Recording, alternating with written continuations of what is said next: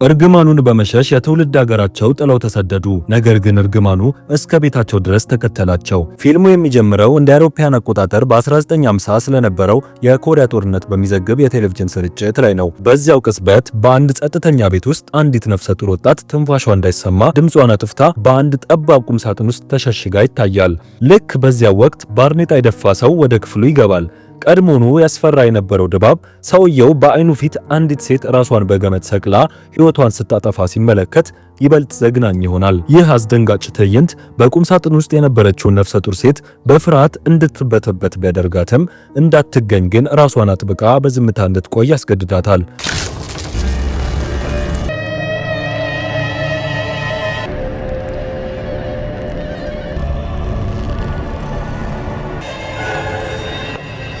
ታሪኩ በመቀጠል በአሜሪካ ወደሚገኝ አንድ ዩኒቨርሲቲ ውስጥ ወደ አሁኑ ዘመን ይሸጋገራል።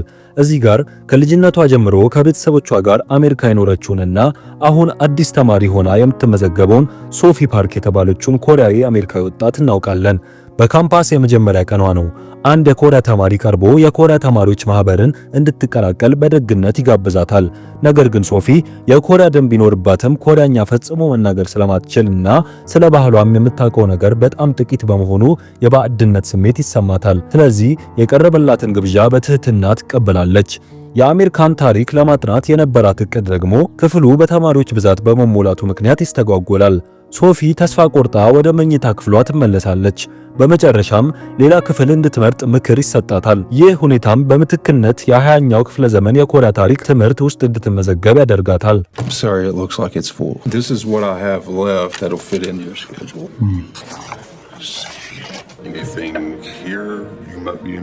ሶፊ በክፍሏ ውስጥ ሆና ለእናቷ ትደውላለች። ስታድግ ለምን የኮሪያን ቋንቋ ወይም ባህል እንዳልተማረች እናቷን ትጠይቃታለች። ነገር ግን እናቷን ብትሆን በሶፊ አያት በኩል ምንም አይነት ትምህርት እንዳልተሰጣት ትረዳለች። እንዲያውም በአሜሪካ የተሻለና አስተማማኝ ሕይወት ይኖራቸዋል ተብሎ ስለታመነ የኮሪያ ስሞቻቸውን እንኳን ሳይቀየር ሆን ተብሎ እንዳይጠሩ ይደረግ እንደነበር ትረዳለች። በስልክ ንግግሩ መሃል ሶፊ የአያቷን ድምፅ በስተጀርባ ትሰማለች። አያቷ በዚህ ርዕሰ ጉዳይ ላይ በግልጽ ምቾት እንዳልተሰማት ያስታውቅባታል። ይህም በቤተሰብ ውስጥ ለረጅም ጊዜ ተደብቆ የቆየ አንድ ሚስጥር እንዳለ ፍንጭ ይሰጣል። Why didn't you guys ever teach me Korean? Grandma wanted you to only have an American name. Grandma only spoke English to me when I was growing up. Even Grandma changed her name to Hannah when she immigrated here. Was that why you guys didn't give me a Korean name? Who is that? You know better than to talk about. ስልኩ እንደተዘጋ በሶፊ ክፍል ውስጥ የነበረው ረጭ ያለ ድባብ በድንገት እንግዳ ስሜት ይፈጠራል። ከጣራው ላይ ውሃ ሲንጠባጠብ ታስተውላለች። ውሃው ከየት እንደሚመጣ ለማየት ስትሞክር በሩ ይንኳኳና ያስደነግጣታል። በሩን ስትከፍት ግን ማንም የለም። አንድ ሰው እየቀለደባት እንደሆነ በማሰብ በሩን መልሳ ትዘጋዋለች። ነገር ግን ከጥቂት ቅጽበቶች በኋላ በሩ በራሱ ይከፈታል። አሪሃን የተባለች አዲስ አብራት የምትኖርና የክፍል ጓደኛዋ የሆነች ወጣት ትገባለች። በማግስቱ ሶፊ የመጀመሪያ ክፍሏን ትካፈላለች። እዚያም ብራያን ኮ የተባለ የኮሪያ ተማሪ እንዲሁም ኳን እና ፊዮና ፓይክ የተባሉ ሌሎች የክፍል ጓደኞቿን ታገኛለች። ብዙም ሳይቆይ የኮሪያው ፕሮፌሰር ወደ ክፍሉ ገብቶ ትውውቅ ይጀምራል። በዚያው ሶፊ ብቻ የኮሪያ ስም የሌላት ተማሪ መሆኗ ሲታወቅ፣ የተቀሩት ግን ሁሉም የኮሪያ ስም አላቸው። Remember me? Yo, yeah. I'm Brian, and as Gun has already mentioned, he's Juan. Good morning, class. I am Professor Lee. Fiona Pink. Present. Becky Mitchell. Norman Lee. Amadou Dixon. Sophie Park.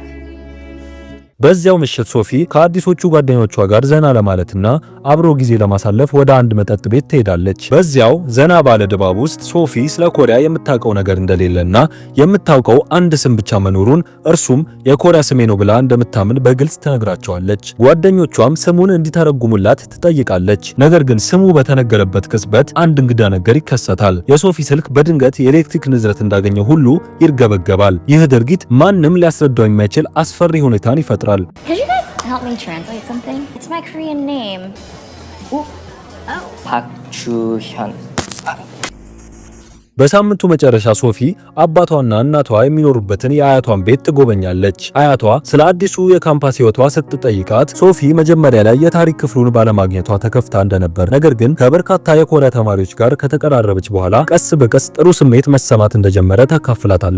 ይህ ግንኙነት ሶፊ ለኮሪያ ባህል ያላትን ፍቅር እንዲያሳድግ ከማድረጉም በላይ የኮሪያ ስሟን መጠቀም እንደምትጀምር ፍላጎት አሳድሮባታል። ይህን መስማት ግን አያቷ ላይ ጠንካራ ምላሽ ይፈጥራል። ሶፊ ሳታውቀው አያቷ ተቀብሮ እንዲቀር አጥብቃ የምትፈልገው ሚስጥር የነካች ይመስል በግልጽ ትቆጣለች። ምንም አይነት ተጨማሪ ማብራሪያ ሳትሰጥም አያቷ በድንገት ከምግብ ጠረጴዛው ላይ ተነስታ ትሄዳለች። ይህም ሶፊን ግራ የተጋባችና ያልተረጋጋች እንድትሆን ያደርጋታል። አያቷ ሄድ ካለች በኋላ አባቷ ሶፊም ሆነች እያንዳንዱ የቤተሰብ አባል ሲወለዱ የኮሪያ ስም እንደተሰጣቸው፣ ነገር ግን እነዚህ ስሞች ሆን ተብሎ ፈጽመው ጥቅም ላይ እንዳይውሉ ይደረግ እንደነበር በጥርጣሬ ያረጋግጥላታል። ውሳኔው ሙሉ ለሙሉ ከአያቷ የመጣ በመሆኑ ምክንያቱም በዝርዝር ሊያስረዳት እንደማይችል ይነግራታል። በመቀጠልም የሶፊ እናት የአያቷ ምላሽ በኮሪያ ጦርነት ወቅት ከደረሰባት መከራና ህመም ካለው ጥልቅ ስቃይ የመነጨ ሊሆን እንደሚችል በመግለጽ ሁኔታውን ለማለሳለስ ትሞክራለች።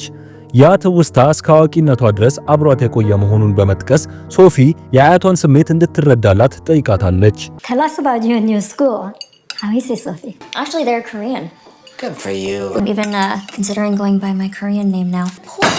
You don't have a Korean name, Sophie. I haven't seen her this bad. Okay, we thought our side of the family, it was important for you to have. Grandma was an outcast when she was basically your age. Please go upstairs and apologize. የእናቷን ምክር በመከተል ሶፊ በመጨረሻ ድፍረት አሰባስባ አያቷን ቀርባ ይቅርታ ትጠይቃታለች። በንግግራቸውም ወቅት አያቷ በመጨረሻ ካለፈው ታሪኳ ጥቂቱን ትገልጽላታለች። የሶፊን እናት ገና ልጅ እያለች ከኮሪያ ወደ አሜሪካ ይዛት የመጣችው ለትውልድ ሲተላለፍ የቆየና ደማቸውን እያደነ የሚገኝ እርግማንን ቤተሰቡን እንዳያጠቃ ለመጠበቅ እንደሆነ ታስረዳታለች። እንዲያውም ሶፊ የኮሪያ ስሟን ፈጽሞ እንዳትጠቀም ቃል እንድትገባላት ታደርጋለች። ይህም ደህንነታቸውን ለመጠበቅ ብቸኛው መንገድ እንደሆነ አጥብቃ ነገረቻት። ሶፊ ግን ይህንን ማብራሪያ ለማመን ይከብዳታል። የእርሷ አለማመን ደግሞ በመካከላቸው ያለውን ውጥረት እንደገና እንዲባባስ አደረገው። በመጨረሻም አያቷ ራሷን መቆጣጠር ተስኗት በቁጣ ምላሽ ሰጠቻት። ይህ ግጭት ሶፊን በጥልቀት ያቆስላታል። በደረሰባት ንዴትና ህመም ምክንያት በዚያው ሌሊት ከአያቷ ቤት ወጥታ ለመሄድ ትወስናለች። በስሜት ተውጣ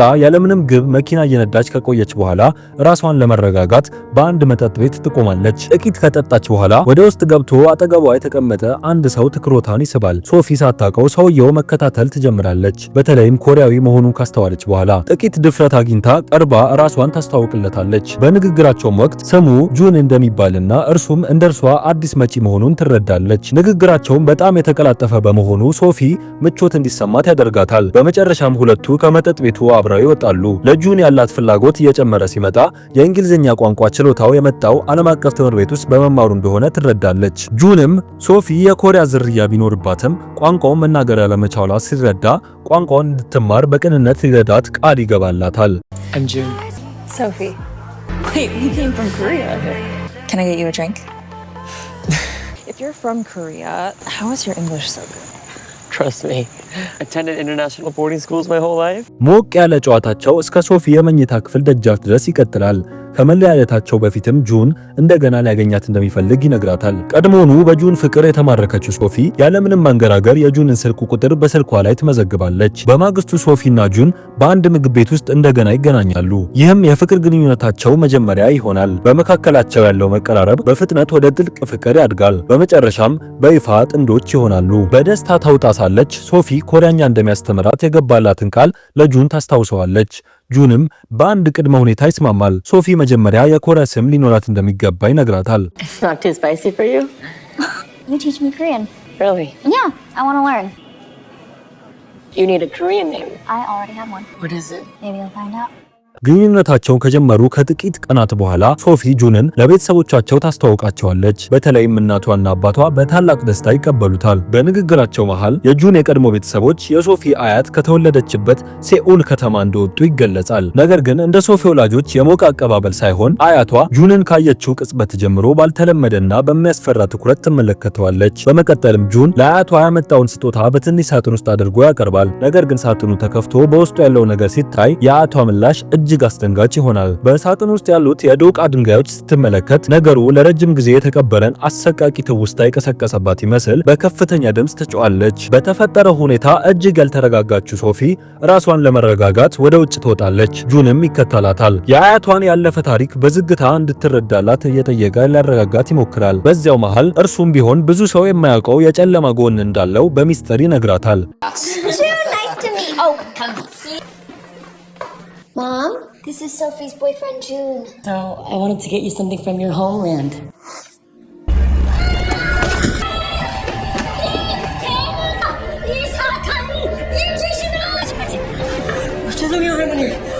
Sophie, stop.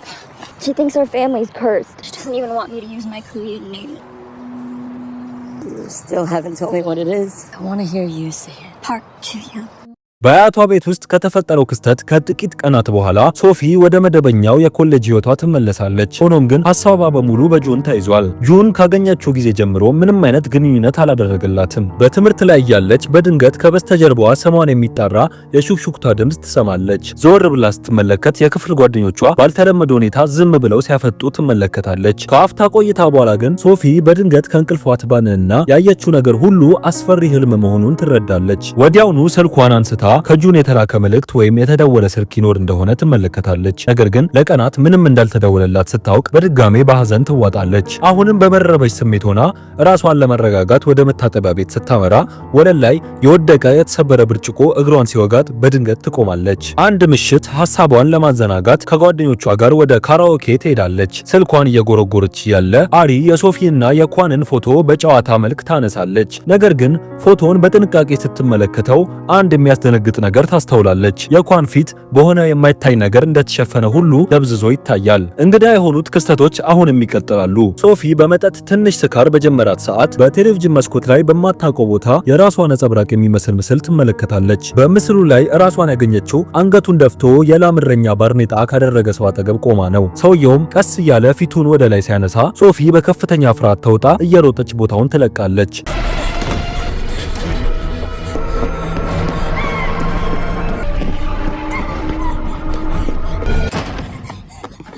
ከጥቂት ቆይታ በኋላ ሶፊ ከእናቷ ስልክ ይደርሳታል። እናቷና አባቷ ለስራ ጉዳይ ወደ ሳን ፍራንሲስኮ እየተጓዙ መሆናቸውን ትነግራታለች። በንግግራቸው መሃል እናቷ ሶፊ ለተወሰነ ጊዜ ግንኙነት አቋርጣ የነበረችውን አያቷን ሄዳ እንድትጠይቅላት ትማጽናታለች። ሶፊ ወደ መኝታ ክፍሏ ደርሳ ልትገባ ስትል አያቷ በድንገት ከፊቷ ተከስታ ታስደነግጣታለች። ሶፊ ይበልጥ ጥንቃቄ እንድታደርግም በጥብቅ ታስጠነቅቃታለች። አያቷ ብዙ ማብራሪያ ሳትሰጥ ለሶፊ ልታሳያት የምትፈልገው ጠቃሚ ነገር እንዳለ በመግለጽ ወደ ቤቷ እንድትከተላት ጠይቃታለች። እቤት ሲደርሱ ሶፊ ቤቱ ጨልሞና ተመሰቃቅሎ ትመለከታለች። በቤቱ ውስጥ የነበረው ሰላም በሆነ ነገር የተረበሸ ይመስላል። በዚያ በጨለመውና በተዘበራረቀው ቤት ውስጥ ወደ ሁለተኛ ፎቅ ካመሩ በኋላ አያቷ ሶፊን ወደ አንድ መኝታ ክፍል ወስዳ አንዲት አሮጌ ፎቶግራፍ ትሰጣታለች። ፎቶንም በጥንቃቄ እንድትመለከተው ነገረቻት። በፎቶ ላይ ሶፊ አንዲት ሴት ራሷን ሰቅላ ትመለከታለች። አያቷም በከበደ ድምፅ ያቺ ሴት በታሪኩ መጀመሪያ ላይ ገና በ19 ዓመቷ ሕይወቷን የጠፋችው የገዛ እናቷ መሆኗን ትገልጽላታለች።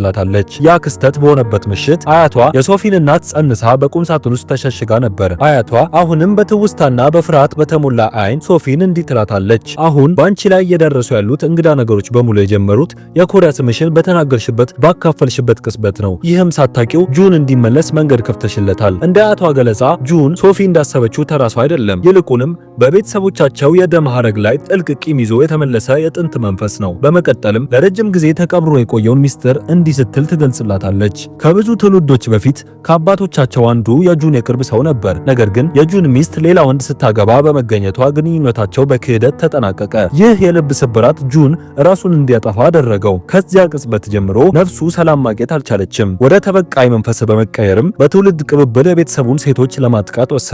መንፈሱ ዝም ብሎ አያሳድዳቸውም። ይልቁንም ቀስ በቀስ አእምሯቸውን በመውረር ራሳቸውን እንዲስቱና በመጨረሻም ሕይወታቸውን በገዛ እጃቸው እንዲያጠፉ ይገፋፋቸዋል። ጁን የሚያምነው በሞት ብቻ ነው፣ ከእርሱ ጋር የዘላለም አጋር መሆን እንደሚችሉ ነው። ይህ እርግማን በመጨረሻ የሶፊ ቅድመ አያት ላይ ደረሰ። በዚህ ወቅትም የሚደርስባት ሽብር በየቀኑ እየበረታ መጣ። የሹክሹክታ ድምጾች መስማት ጀመረች። የማይታይ አካል መኖሩን ተረዳች። በመጨረሻም አይምሮዋ እስኪቃወስ ድረስ በከፍተኛ ጭንቀት ውስጥ ኖረች። በዚያን ጊዜ ገና ወጣትና የሶፊን እናት ነፍሰ ጡር የነበረችው አያቷ እናቷ የተዳከመች ስትሄድ ዝም ብላ ከመመልከት ውጪ ምንም ማድረግ አልቻለችም ነበር። በመጨረሻም እናቷ የጁንን ቁጣ ለማብረድና ልጇንና ገና ያልተወለደውን የልጅ ልጇን ከቀጣይ ሰለባነት ለመጠበቅ ስትል ራሷን መስዋዕት አደረገች። ራሷን አጠፋች። ሆኖም ግን ይህ መስዋዕትነት እርግማኑን ሙሉ ለሙሉ አልሰበረውም፣ ለተወሰነ ጊዜ አዘገየው እንጂ። ከዚህ አሰቃቂ ድርጊት በኋላ አያቷ የሶፊን እናት ይዛ ከኮሪያ በመውጣት በአዲስ ማንነት አሜሪካ መኖር ጀመሩ። አያቷ የምታምነው ጁን የልጆቿን ዘር ሊከተል የሚችለው በኮሪያ ስማቸው ብቻ እንደሆነ ነበር። ለዚህም ነው በቤተሰብ ውስጥ ማንም እውነተኛ ስሙን እንዳይጠቀም የከለከለችውና ያለፈውን ታሪካቸውን ከቤተሰብ መዝገብ ለማጥፋት የሞከረችው። ነገር ግን ያ የኮሪያ ስም አሁን እንደገና በመጠራቱ ጁን ቀስ በቀስ ተመልሶ ወደ ሶፊ ህይወት እንዲገባ መንገድ ስለከፈተለት እነዚያ መስዋዕትነቶች ሁሉ ትርጉም አልባ ሆነዋል። ሶፊን ከልጅነቷ ጀምሮ ስላሳደገቻት አያቷ ሶፊ ስትዋሽ ታውቃታለች። ስለዚህ እውነቱን እንድትናገር ወጠረቻት። በመጨረሻ ሶፊ ስሟን ለልጁ እንደነገረችው አመነች። ይህ የእምነት ቃል አያቷ ጁን ቀድሞውኑ እንዳገኛቸው ያላትን እምነት ይበልጥ አጠናከረባት። አያቷ ጁንን ለማስቆም የሚቻለው ብቸኛ መንገድ የእርሱን እውነተኛ ስም ማወቅ እንደሆነ ገለጸች። ነገር ግን እርሷም ቢሆን ስሙን አታውቀውም። በቤተሰቡ ታሪክ ውስጥ ስለ ጁን ምንም አይነት መረጃ የለም። ስሙ ሆን ተብሎ ከትውልድ ታሪካቸው የተፋቀ ይመስላል። That boy you brought home, did you reveal your Korean name to him? Yes. My ancestor was June's bride. He found out that she was having an affair. He killed himself. I'm so sorry, Grandma. A ghost that sought revenge, driving the women to suicide for generations. What can I do to stop him? I was only 19 myself and heavily pregnant with your mother. Her suicide would appease his spirit. I left Korea with your mother and hid under a new name, finding his true name, helping him move on. በማግስቱ ጠዋት ሶፊ ገበያ ወጥታ ሳለ የሹክሹክታ ድምጾች እንደገና ስሟን መጥራት ጀመሩ። ይህም አእምሮዋ ይበልጥ እንዲታወክ አደረገው። ሽብሩና ቅዠቱ እየበረታ ሄዶ በመጨረሻም ባርኔጣ የደፋን አንድ ሰው ጁን ነህ ብላ በማሰብ በንዴት ጥቃት ሰረዘረችበት። በድንጋጤና በመንቀጥቀጥ ወደ ቤት ስትመለስ ግን አያቷ ራሷን ስታ ወለል ላይ ተኝታ በማየቷ ይበልጥ ደነገጠች። ወዲያውኑ አያቷን ወደ ሆስፒታል ወሰደቻት። ከሕክምናው በኋላ ዶክተሩ አያቷ ወደ ጥልቅ ራስ ምታት ወይም ወደ ኮማ ውስጥ እንደገባች ገለጸላት። ሶፊም ወላጆቿን በአስቸኳይ እንድትገናኝ አሳሰባት። ብዙም ሳይቆይ ጁን በድንገት በሶፊ ፊት ተከሰተ። በጥፋተኝነት ስሜት ተውጣ ሶፊ ቤተሰቦቿ ቀደም ሲል ለፈጸሙበት ነገር ሁሉ የጁንን ስም ከቤተሰቡ ታሪክ ውስጥ ለማጥፋት ላደረጉት ውሳኔ ጭምር ይቅርታ ጠየቀችው። እርግማኑን እንዲያቆም ተማጸነችው። ነገር ግን ጁን የሚፈልገው አንድ ነገር ብቻ እንደሆነ በጭካኔ ገለጸላት። እርሱ የሚፈልገው ሶፊ እንድትሞትና በሌላኛው ዓለም የዘላለም አጋሩ እንድትሆን ነው። በከፍተኛ የጭንቀት ጫና ውስጥ ሆናም ሶፊ ራሷን ለመቆጣጠር ታገለች። በመጨረሻም ጁን ቤተሰቦቿን ከእርግማኑ ነፃ እንዲያደርግና አያቷ ነቅታ ወላጆቿ እንዲያገኟት የ48 ሰዓት ጊዜ እንዲሰጣት በጠየቀችው ቅድመ ሁኔታ ላይ ተስማማች። Your grandmother's health has declined rapidly. She may not have much time left. I recommend calling your parents. I'm sorry, my family erased you from your history. I don't want her. I want you. So let's make a deal. Please let her go. You release her from this, and I'll willingly sacrifice myself to you. Give me 48 hours. I want my parents here so she doesn't wake up alone. ሶፊ ለእናቷ ለመደወል ብትሞክርም ስልኩ አይነሳም። ስለዚህ አያቷ በሴንት ጁሊያን ሆስፒታል ራሷን ስታ መተኛቷን የሚገልጽ የድምጽ መልእክት ለመተው ተገደደች። ለችግሩ መፍትሄ ለማግኘት የቆረጠችው ሶፊ ጥንታዊ የታሪክ ሰነዶችን በመመርመር የቤተሰቧን የትውልድ ሐረግ ማጥናት ጀመረች። ኮሪያኛ ማንበብ የምትችለውን ፕሮፌሰሯን እርዳታ ጠየቀቻት። አያቷ የሚቀራት ጊዜ አጭር በመሆኑ የቤተሰቡ ታሪክ ሚስጥር ሆኖ መቆየቱ ፍለጋው አስቸኳይ እንደሆነ አስረዳቻት። ፕሮፌሰሯም ከሰነዶቹ መካከል እንደ አውሮፓውያን አቆጣጠር ጥቅምት 13 ቀን 1902 የተከሰተ አንድ አሰቃቂ ድርጊት አገኘች። በዚያን ዕለት የሶፊ ቤተሰብ አባል የነበረ አንድ ሰው በኤሌክትሪክ ኃይል ማመንጫ ጣቢያ ውስጥ ራሱን በኤሌክትሪክ አቃጥሎ ሕይወቱን አጥፍቷል። በኋላም አስክሬኑ በውሃ ውስጥ ተዘፍቆ ተገኝቷል። ከዚህ ክስተት በኋላ ቤተሰቡ ሆን ብሎ ስሙን ከመዝገብ እንዲፋቅ አድርጓል። ይህም የጁን ስም በቤተሰብ ታሪክ ውስጥ ለምን እንዳልታየ ያስረዳል። ሶፊ እውነታውን ይበልጥ ለማወቅ ቆርጣ በዩኒቨርሲቲው ቤተመጻሕፍት ውስጥ ፍለጋዋን ቀጠለች። ቤተመጻሕፍቱ ለጥገና ተዘግቶ የነበረ ቢሆንም በግዳጅ በመግባት የ19ኛውን ክፍለ ዘመን የኮሪያ ታሪኮች ሰነዶች መፈተሽ ጀመረች። ሶፊ ኮሪያኛ ማንበብ ስላልቻለች አሪ መታ እርዳታ በረከተችላት። በመጨረሻም ዋይዋን የሚል ስም ያለባቸውን ሰነዶች አገኙ። ይህም የአያቷ የኮሪያ ስም መሆኑ ተገለጠ። እንዲሁም ቤተሰቦቻቸው በአንድ ወቅት ባለሀብትና ተደማጭነት የነበራቸው መሆኑን የሚያሳዩ ማስረጃዎችን አገኙ። ይበልጥ ወደ ውስጥ ለመቆፈር ሲሞክሩ በድንገት መብራት ጠፍቶ ክፍሉ በጨለማና በድንጋጤ ተዋጠ። የጁን እዚያ ክፍል ውስጥ መኖር የተሰማት ሶፊ አሪ በሰነዶቹ ላይ ያሉትን የቤተሰብ ስሞች አንድ በአንድ እንድታነብላት በአስቸኳይ ጠየቀቻት። በርካታ ስሞች ተጠሩ፣ ነገር ግን ሁሉም የተሳሳቱ ነበሩ። የጁን መንፈስ ይበልጥ እየተቃረበ መጣ። በመጨረሻም አሪ ቼል የሚል ስም አነበበች። ይህ ስም የጁን እውነተኛ ስም መሆኑ ተረጋገጠ። በዚያው ቅጽበትም መንፈሱ ተሰወረ።